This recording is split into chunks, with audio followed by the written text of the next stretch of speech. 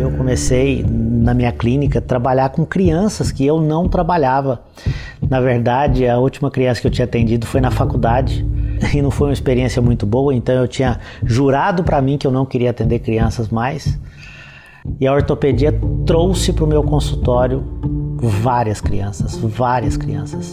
E aquilo começou a me dar muito prazer, porque o resultado era muito rápido. Eu comecei a perceber que eu conseguia tratar essas crianças com muita simplicidade. E eu comecei a entender a minha responsabilidade com elas. Porque elas têm um problema e o resolvedor desse problema sou eu. Então é uma obrigação minha. Eu nunca mais esqueço o nome da Bárbara. A Bárbara, minha pacientezinha, chegou no consultório, ela tinha 6 anos. Ela fez um tratamento comigo que durou 10 anos. 10 anos. Mas por quê? É uma falha da especialidade? Não foi. Não foi uma falha nem da ortodontia, nem da ortopedia. Foi uma falha de diagnóstico. A questão é que se nós estudarmos o que tem que ser estudado, se nós entendermos do que está certo para aquela idade e o que precisa ser feito naquela idade, tudo fica diferente, mas ele não enxergou. Ele pensou assim, eu vou fazer um aparelhinho aqui e eu vou curar essa menina. Porque a gente cura, paciente a gente cura, maloclusão é doença e a gente cura. E ele falou, vou curar essa menina, na maior boa intenção. E ele lutou com essa menina a vida inteira, até ela virar um mulherão maior que nós, maior que ele, e com uma face extremamente desagradável. Esse caso ficou realmente marcado. É claro, casos assim marcam quem tem brio. Para quem não sabe o que é brio, brio é vergonha na cara, só isso. Alguns vão deitar a cabeça no travesseiro e vão dormir tranquilamente, mas eu não conseguia.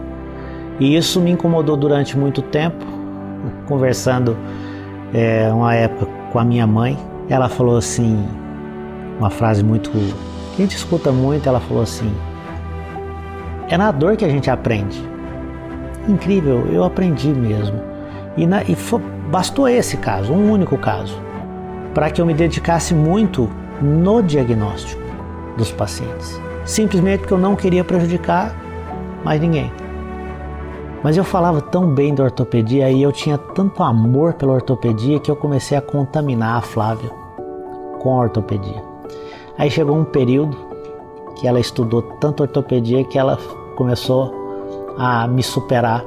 E aí nós dividimos o atendimento e aí ela começou a tomar frente dos casos de ortopedia e eu acabei me afastando um pouco da ortopedia funcional. Eu comecei a ver o que a ortopedia trazia para a vida desses pacientes que o Hélio estava tratando. Comecei a acompanhar ele nos congressos, nos cursos, nos livros, nos estudos. E fui me apaixonando.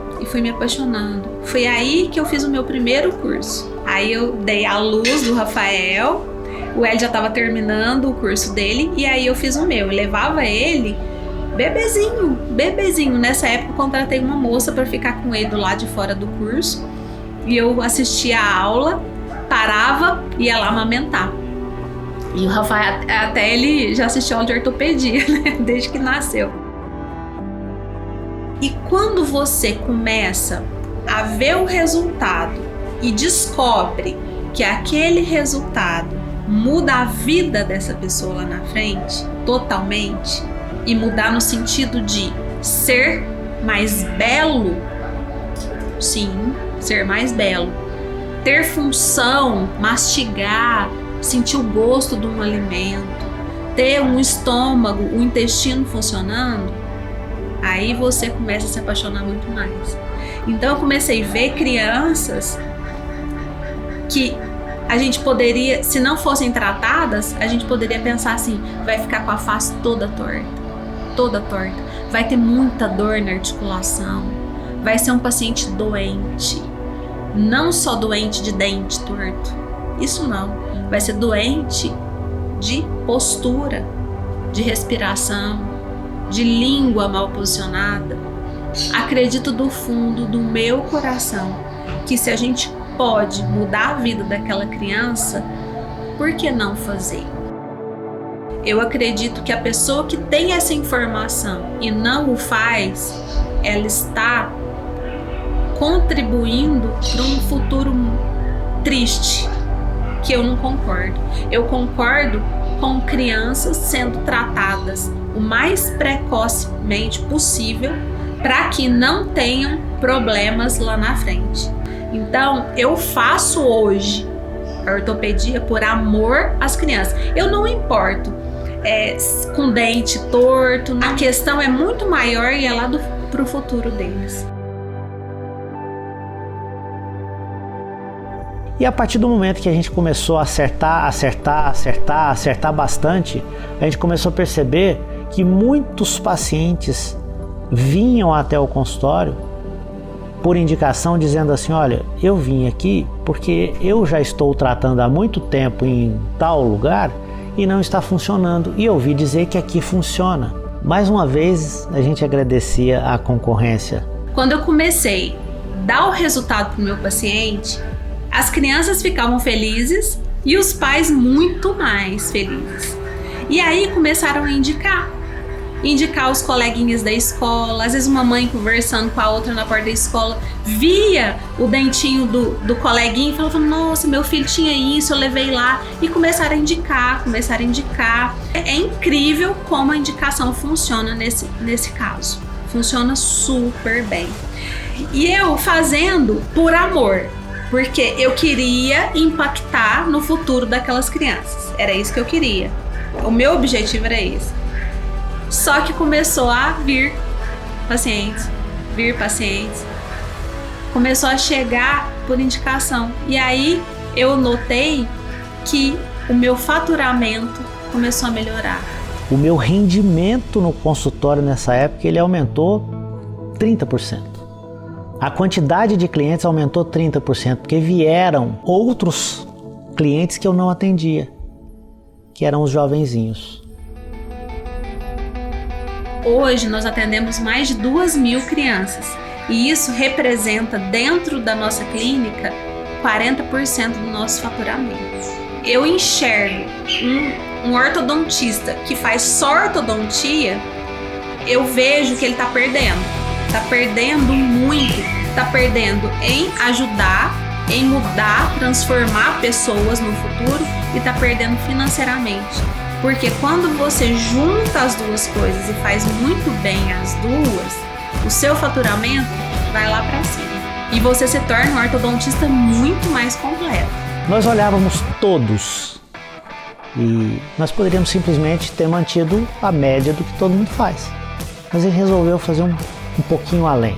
A minha missão é atender o maior número de pacientes possível. Só que eu não dou conta. Eu sou só um. Eu não consigo, só eu ou mais um ou dois dentistas. Então nós resolvemos começar a ensinar.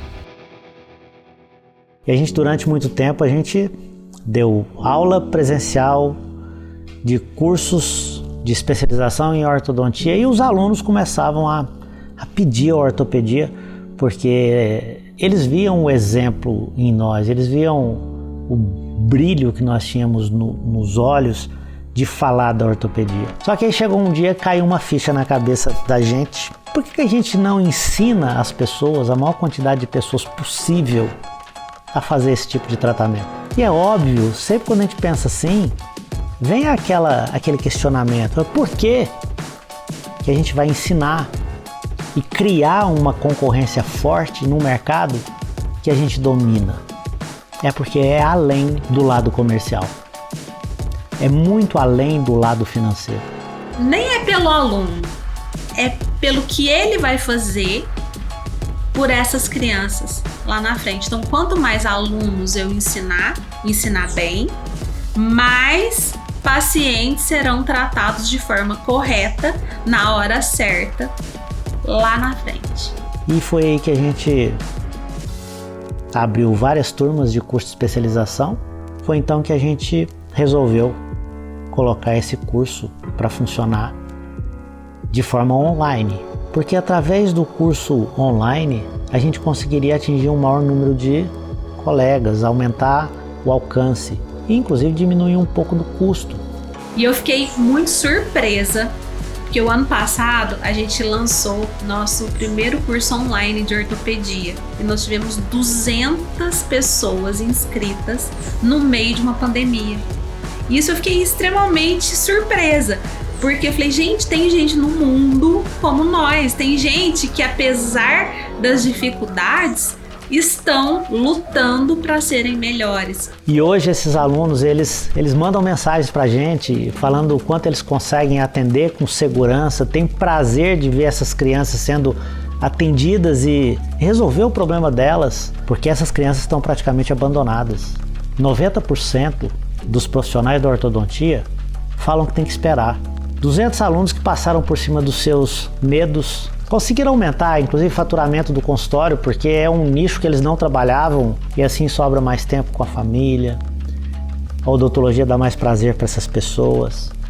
Passa a ser uma coisa que não é mais só pelo dinheiro, apesar desse dinheiro vir, mas é para ajudar o outro, é para tratar essas crianças, é para dar atenção para elas, é ter segurança de que elas estão em boas mãos. Em momento algum eu posso dizer que foi fácil. E várias vezes, vários momentos, as pessoas que mais amam a gente diziam assim: diminui um pouco. Eu sou capaz de afirmar que a gente só se tornou referência e chegamos onde nós estamos, porque quando alguém falava para parar, era o combustível que a gente tinha para continuar. Porque a gente sempre acreditou. E se eu tenho hoje um conselho para te dar, não para.